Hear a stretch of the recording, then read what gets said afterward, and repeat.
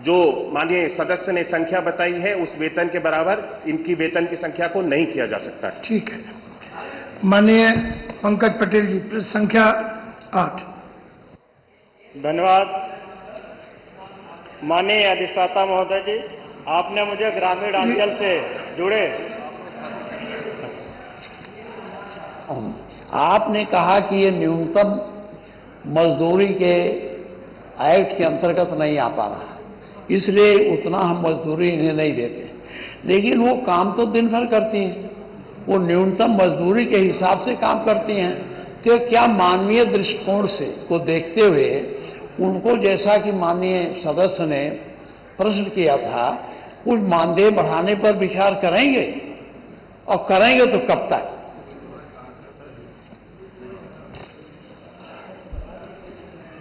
मैंने माननीय सदस्य ने माननीय नेता प्रतिपक्ष का जो प्रश्न है मैंने अपने उत्तर में स्पष्ट माननीय अधिष्ठाता महोदय कह दिया है, क्योंकि ये मानदेय है, इनको कोई ये वेतन नहीं दिया जाता, ये मानदेय पे इनको रखा जाता है 11 माह के लिए, 10 माह के लिए, और इनको सरकार ये मानदेय देती है, इसीलिए इनकी धनराशि को अभी वर्तमान में बढ़ाया जाना संभव नहीं। ठीक है।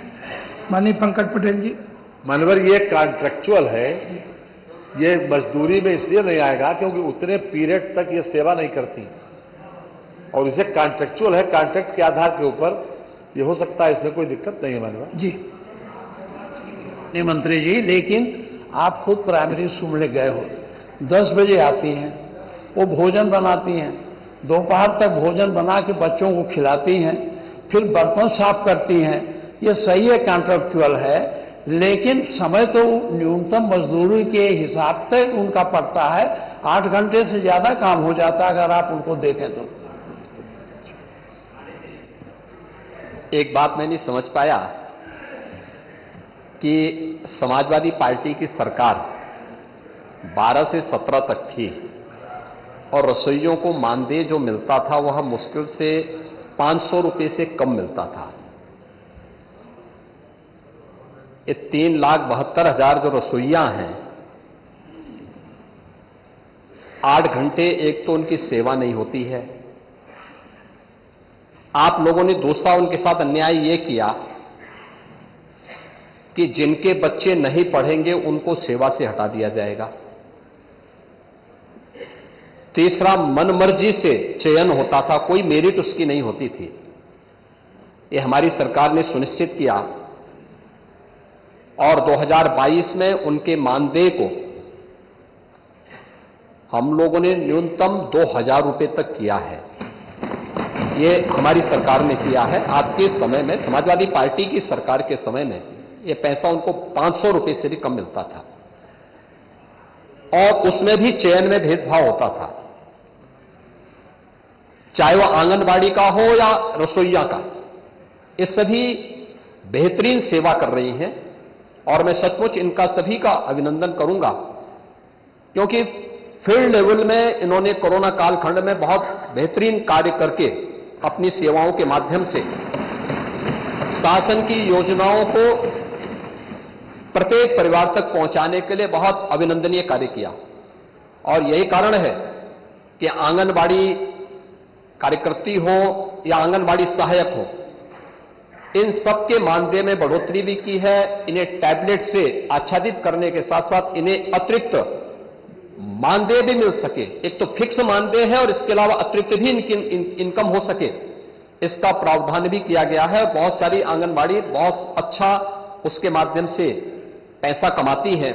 जैसे हम लोगों ने प्रत्येक ग्राम पंचायत में, आपकी विधानसभा एक ग्रामीण पृष्ठभूमि से जुड़ी हुई विधानसभा है, अब आप भी इस बात को देखते होंगे कि हर ग्राम पंचायत ने पंचायत सचिवालय का निर्माण किया है। पंचायत सचिवालय का निर्माण के पीछे का उद्देश्य यह है कि ग्रामीण क्षेत्र में हम गांव को ही स्वावलंबी बना करके राष्ट्रपिता महात्मा गांधी के ग्राम स्वराज की परिकल्पना को साकार कर सके। वहां पे कंप्यूटर ऑपरेटर के रूप में पंचायत सहायक रखा गया है, वीसी सखी रखी गई है, बैंकिंग कॉरेस्पॉन्डेंट सखी वह गांव के अंदर वित्तीय लेन देन का काम करती है। हमने 6 महीने के लिए उन्हें एक निश्चित मानदेय के साथ जोड़ा, लेकिन जब उन बैंक से उनका कमीशन बन गया तो वहां अब अपना पैसा कमा रही है। आपके सुल्तानपुर की एक बीसी सखी अब तक 15-15.5 लाख रुपए से अधिक का कमीशन प्राप्त कर चुकी है। ये कार्य उस पर निर्भर करता है, और पंचायत सहायक को भी हमने ऐसे 6,000 रुपए हम प्रतिमाह देते हैं। वह गांव में 6,000 रुपए तो फिक्स मानदेय प्राप्त कर रहा है, लेकिन साथ साथ जाति प्रमाण पत्र, आय प्रमाण पत्र, निवास प्रमाण पत्र, खतौनी की नकल या अन्य सभी योजनाओं से संबंधित जिन योजनाओं का वह ऑनलाइन सर्विस वहां दे रहा है, प्रति सर्विस उसको 5 रुपए अतिरिक्त भी प्राप्त होता है। तो अगर कोई कार्य करने वाला व्यक्ति होगा तो वह उसको बेहतरीन इंसेंटिव वहां मिल जाता है, जो उसके मानदेय और वेतन से बेहतरीन पैकेज होता है। और मुझे लगता है कि कार्य के साथ साथ अगर हम उनकी जवाबदेही तय करते हैं तो जनता को बेहतरीन सेवा दे पाएंगे। और इसीलिए हम लोगों ने आंगनबाड़ी में भी व्यवस्था की, फिक्स मानदेय के साथ साथ हम उनको ऐसा इंसेंटिव देंगे कि उस इंसेंटिव के माध्यम से उनकी एक फिक्स पैकेज उनको उपलब्ध हो सके।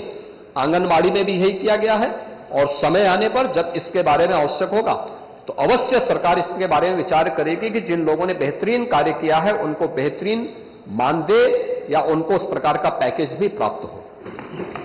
श्री पंकज पटेल जी, बोलो।